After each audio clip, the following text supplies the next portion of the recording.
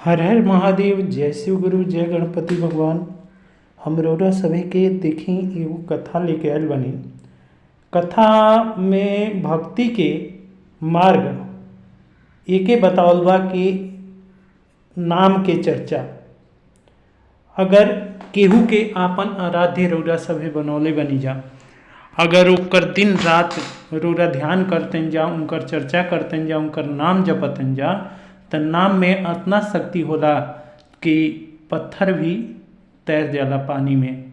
काहे कि एकर उदाहरण हमनी के रामायण में गोस्वामी तुलसीदास जी लिख के बतावतने। ठीक वही तरह इन नाम के ही चर्चा हम रउरा सभे के लेके आयल बनी।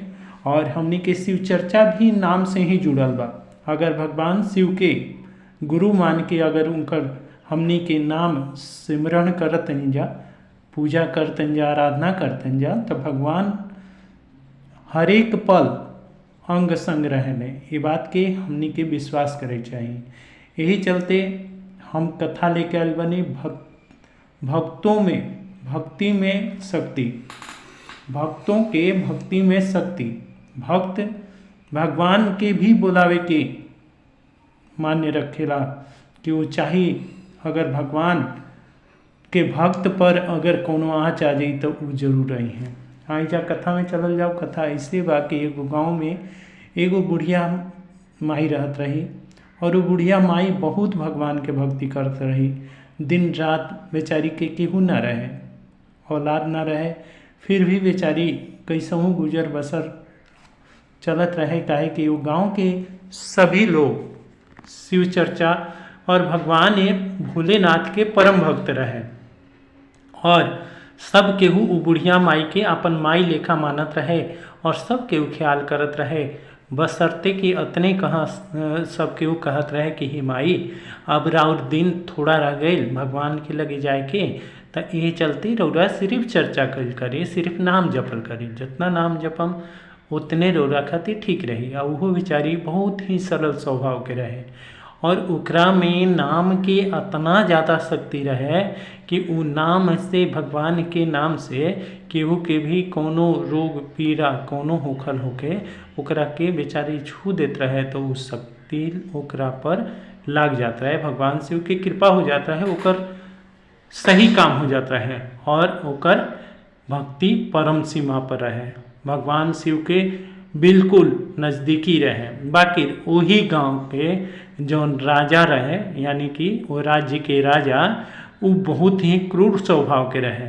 वो सब शिव भक्त के देख के जरत रहे, ओकरा शिव जी के भक्ति में आनंद ना होत रहे और वो सिर्फ भगवान विष्णु के आराधना करत रहे। ये बात पर पंडित लोग चाहे मंत्रीगण कई बार चर्चा कैलन जा कि हे राजन, रूरा देखी, अगर भगवान विष्णु के भक्ति करतनी और शिव के निंदा करतनी तो ओकर कोनो फल ना मिली, बल्कि भगवान शिव भी कुपित हो जी हैं और विष्णु जी भी कुपित हो जी। ये चलते रउरा अपन जौन जनता बा, जनता जनार्दन प्रजा बा, ओकर रउरा भक्ति में कभी विघन मत डाली। बाकी राजा इतना क्रूर स्वभाव के रहे कि केहू के कहना ना मानत रहे और एक दिन तो हद हो गई।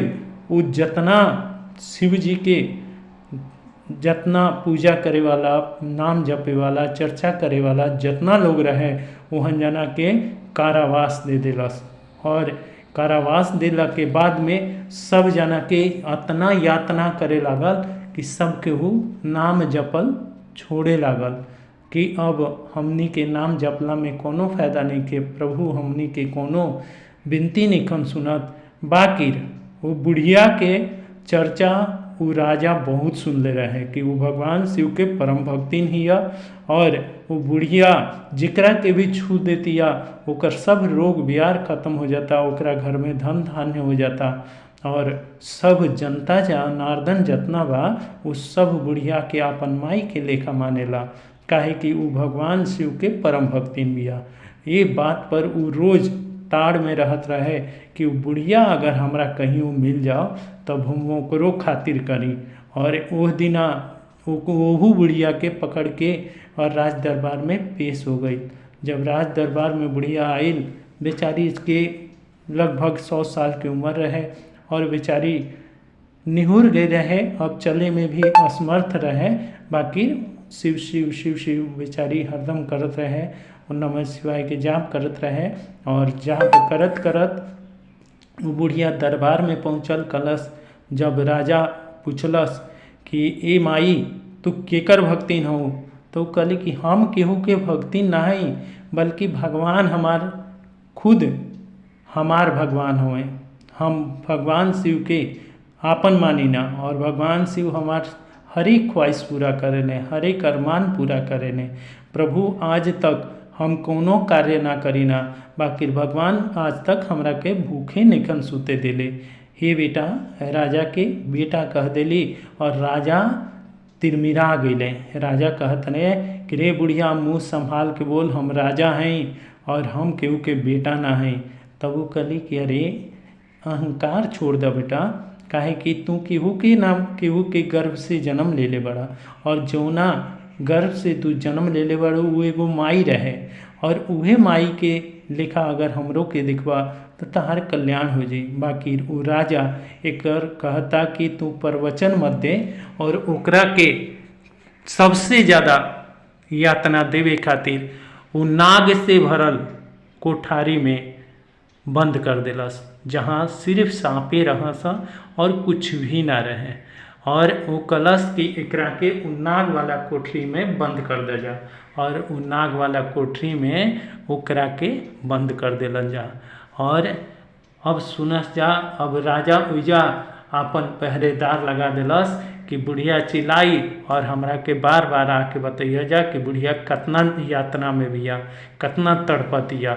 और ये सोच के वो जा दरबारी के बैठा दिलस। दरबान बैठ गए सा दूगो, और इहे ताक में रह कि अब बुढ़िया चिल्लाई, अब बुढ़िया चिल्लाई, और थर थर काँपस कि राजा के अब का होई।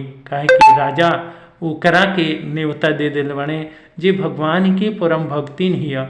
और वो बेचारा आँख से आंसू बहत रहे वो दोनों दरबान के, जब वो माई के पकड़ के और कारावास में डालत रहा सन नाग वाला कोठारी में। वो जानत रहा सा कि आज तो माई हमार, यानी कि ये गांव के माई, ये नगर के माई अब ना बची। काहे कि जब सांप अपना विषैला विषैला बने सा तो एकरा के खा जी हैं सब, और बड़का बड़का सांप रहा सा। बाकी भगवान शिव की कृपा जेकरा के प्रभु रखी हैं ओकरा पर कबो आँच ना आई। कहाला कि जेकर नाथ भोलेनाथ वह नाथ कैसे हुई। और यही तरह प्रभु शिव के कृपा से जब ओकरा के नाग के कोठारी में बंद कर दिया, घंटा 2 घंटा 4 घंटा, और दरबान ये कान लगा के सुना सा कि उनमें से आवाज़ आओ बुढ़िया माई के। बाकी बुढ़िया माई के आवाज़ ना आवे, सिर्फ नाग फुफकार मारा सा और नागे के सिर्फ आवाज़ आवे। और जब 24 घंटा बीते लागल, यानी दूसरा दिन आवे लागल, दूसरा दिन के पहर आ गई, पहिल का पहर तक का सुनत सा कि नाग के बोलियों बंद हो गई। और वो नाग के बोली बंद होखला में और उमें केहू आदमियों में बात करता। ये बात के सुन के उन्हीं के आश्चर्यचकित हो गया सा कि बुढ़िया माई कहाँ गई। हमनी के तो बुढ़िया माई के बंद कैनी जा, और ये बुढ़िया माई कहाँ चल गई। बुढ़िया माई कहीं अलोप तो ना हो गई। अरे नाग सब कहाँ गए सा, ये सोच के और फटाफट जाके राजा के बतौने सा। राजा कलश की कैसे हो सकता। तब राजा लगे दरबारी पहुँचले रहा सा कि का देखता रहा सा कि पूरा राज्य में नाग नाग नाग नाग, चारों तरफ नाग नाग दौड़े लगना सा। राजा के राजमहल में जौना में राजा संयन करत रहन, यानी सुतत रहन, उनका पूरा पलंग से लेके जहाँ कुर्सी पर बैठे वाला मुकुट पर लेके जहाँ देखा सूझे नाग नाग सिर्फ दिखाई दसा। और वो लगलन भागे, और राजा भागे लगलन। राजा जाके मंत्री का आदेश देने की है, मंत्री तू जल्दी से नाग लोग के पकड़ा। और मंत्री कहें कि अब में कुछ भी ना हो सकता, रौरा वो माई के यातना देनिहा जौन भोलेनाथ के परम भक्ति नहीं। हम रौरा के पहले ही मना कैले रहे कि रौरा भगवान विष्णु के आराधना करतनी उहो ठीक बा, बाकी शिव के आराधना करे वाला के रौरा कष्ट मत दीही। और रौरा इहे गलती कैले बनी। भगवान शिव के ध्यान करे और चली वो बुढ़िया के देखल जाओ, आखिर वो बुढ़िया मरल की जियल, चलल जाओ देखल जाओ।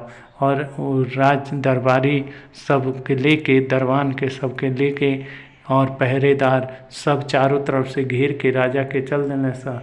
और जाके कारावास जौना में बुढ़िया के दियाई रहे, जौना में सांप से भरल वो कोठरी रहे, वो कोठरी के दरवाज़ा खोलल गई तो उमें सांप हिए न रहा। सब बुढ़िया माई आराम से अपन समाधि में लीन रही, अपन भगवान के भक्ति करत रही, भगवान के नाम नमः शिवाय के जाप करत रही और नमः शिवाय के जाप करत रही। और उनका सब केहू ये कहे कि ओजा आवाज़ आवता, तब वाकई ओजा आवाज़ आवत रहे। बाकी ये देख के सब केहू आश्चर्यचकित रह गए कि अरे बुढ़िया में कितना शक्ति बा। और आँख से आंसू आ गए राजा के, राजा रोए लगले, काहे कि ओइजा और केहू ना बैठा रहे, स्वयं भगवान शिव बुढ़िया के माथा पर हाथ रख के बैठा रहन और बुढ़िया माई के आशीर्वाद देत रहन। और बुढ़िया माई उनका चरण में बैठ के और भगवान के आराधना करत रहे। और ए पर राजा के पैरों तले जमीन खिसक गई और राजा भगवान शिव के देख के आश्चर्यचकित हो गए, कहले कि हे प्रभु हमरा के क्षमा करी। काहे कि भगवान के जे दर्शन कर लेला, भगवान के जब नाम जप लेला तो भव सागर से पार हो जाला। और जे भगवाने के स्वयं साक्षात देख लेलस तो ओकर का गति होई, रउरा सभे अनुमान कर सकतनी। जेकरा स्वयं भगवान साक्षात परमपिता परमेश्वर भगवान शिव जेकरा के दर्शन दे देने, ओकर का होई। अब राजा के जितना दुष्ट प्रवृत्ति रहे वो सब प्रेम में बदल गई और वो भगवान के सीधे चरण में गिर गए, कहले कि हे प्रभु रउरा क्षमा करी, हमरा और भक्त के यही चलते कष्ट देनी हा। हमारा ऐसा कोनो अभिप्राय न रहे कि हम राउर आराधना करल मने हमरा बस के ना रहे, काहे कि रउरा सर्वोपरि भगवान है और तीनों लोग 14 भुवन रउरा सिर्फ पलक मात्र में बा। और हम राउर आराधना करे में असमर्थ रही, काहे कि हम भक्ति उतना ना जाने ना। और हम चाहत नहीं कि जितना राउर लोग भक्त बा वो रउरा के बोलाई, रउरा अपन भक्त के पुकार पर जरूर आए। यही चलते हम यहाँ जना के कष्ट देनी है, हमरा के क्षमा करी। और ए तरह प्रभु ओकरा के क्षमा कर देले राजा के, और राजा के भी मुक्ति हो गई और बुढ़िया माई के भी मुक्ति हो गई। यही बा भक्ति में शक्ति। देखी जा रउरा सभी भी अगर भक्ति करत जा भगवान के कौनों किस्म से, चाहे वो गुरु के बतावल मार्ग से, चाहे रउरा सभी अपने भक्ति करत जा, बाकी ये बात ख्याल रखम जा कि भक्ति में शक्ति अवश्य होला।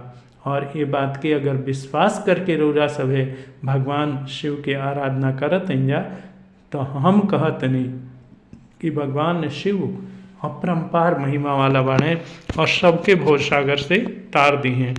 ये चलते रउरा सभे से अनुनय विनय बा कि रउरा सभे भी भगवान शिव के भक्त बनी जा, बाकी उनका पर विश्वास करके उनका नाम जपी जा, उनकर कीर्तन करी जा। जेकरा केहू के भी ये जरूरी नहीं है कि हम शिव के ही आराधना करे के कहतनी, बाकी जेकर भी आराधना करी जा पूरा मन और तन से भक्ति भाव से करी जा और केहू के निंदा भी नत करी जा।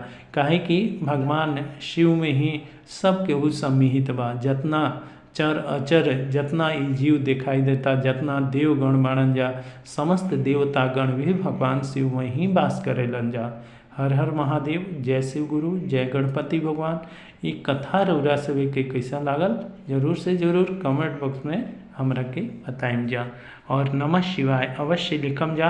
अगर कथा रउरा सभी के अच्छा लागल तो ऐसे तो हमरा ना कहे के चाहिए, बाकी सब्सक्राइब करम जा तो रउरा सभी के और भी कथा हम रउरा सभी के सुनाएं जौन भगवान शिव से चर्चित बा।